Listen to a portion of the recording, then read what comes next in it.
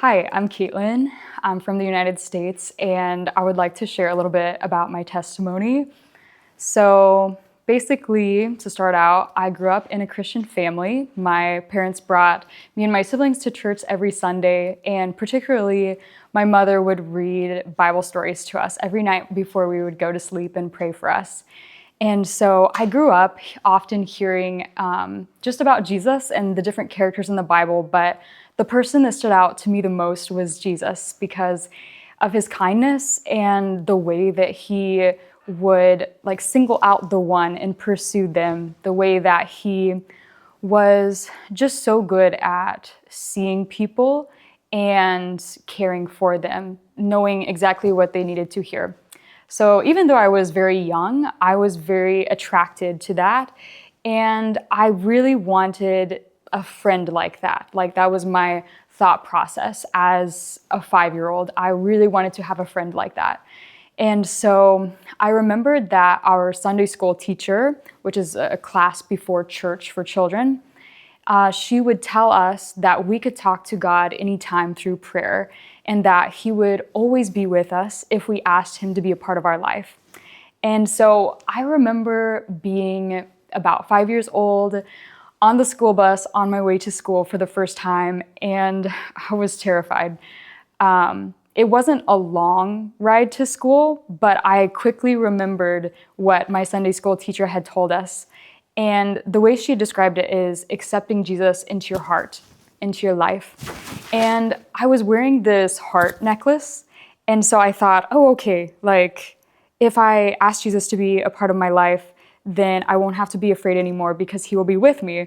And so, yeah, in that moment, I did that. And so from then on, growing up, I just remember really being in conversation with him throughout the day and hearing him, feeling him speak to me about who to encourage, maybe what to share with someone.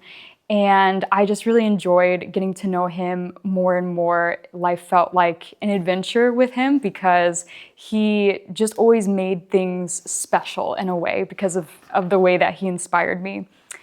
And so it wasn't until middle school that my life started to get a lot harder. There were 3 people from my extended family that passed away very suddenly.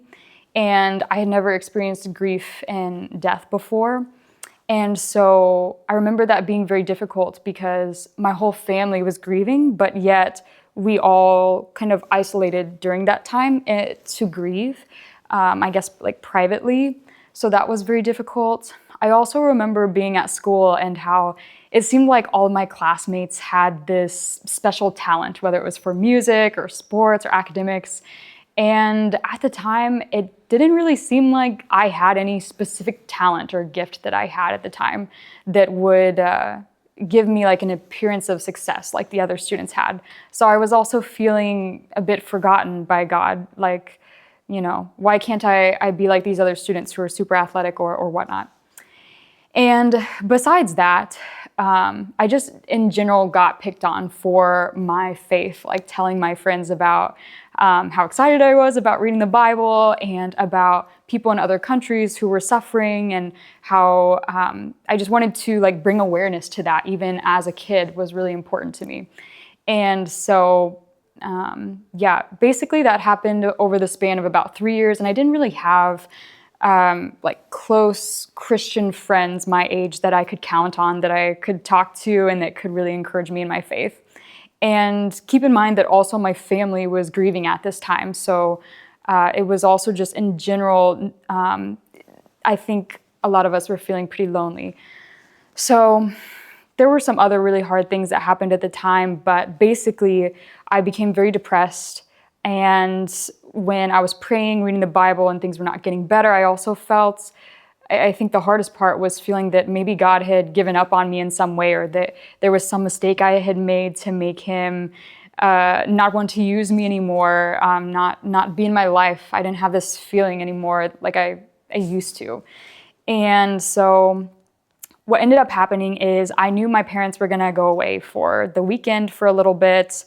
I knew that my parents were going to be gone for an evening, and I was going to be home alone on one day that was coming up. And I was doing research and stuff about how to end my life. And I had chosen this specific day. And for me at the time, that just felt like the only answer, like to make the pain stop and the grief and the loneliness and everything that I was feeling at that time. And so as that day approached, I had a person at school who also attended another church. She invited me to come to a Christian conference.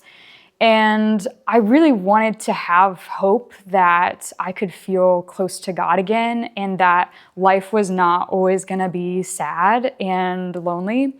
And so even though I already had this plan, I decided, I was like, I really want to believe that God will meet me again at this conference and that in the future I will have close friends who follow God. So I ended up choosing to go to the conference instead.